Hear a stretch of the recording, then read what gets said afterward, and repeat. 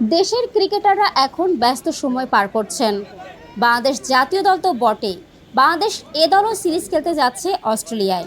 তাই ব্যস্ত মিরপুরের একাডেমির মাঠ।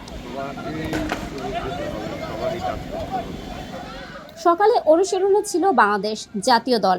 এরপর বাংলাদেশ এ দল কোচ বাবুলের তত্ত্বাবধানে অনুশীলন করে। 7 আগস্ট অস্ট্রেলিয়ার উদ্দেশ্যে রওনা করবে বাংলাদেশ এ দল। বাংলাদেশ জাতীয় দলের সামনে অবশ্য কঠিন চ্যালেঞ্জ। সামনেই এশিয়া কাপ। এই টুর্নামেন্টের আগে দেশে আসার কথা ছিল ভারতের, তবে শেষ মুহূর্তে নানা নাটকীয়তার পর ভারত সফর বাতিল করে। এই কারণে গুরুত্বপূর্ণ টুর্নামেন্টের আগে বাংলাদেশ দলের হাতে প্রায় 1.5 মাসের মতো অবসর সময় ছিল। এই সময়টায় কোনো টুর্নামেন্ট না থাকায় বিপাকে পড়ে বাংলাদেশ ক্রিকেট বোর্ড। ভারতের সারির দলগুলো তাদের নিজস্ব সিরিজ নিয়ে ব্যস্ত ছিল। অবশেষে পাওয়া গেল নেদারল্যান্ডসকে।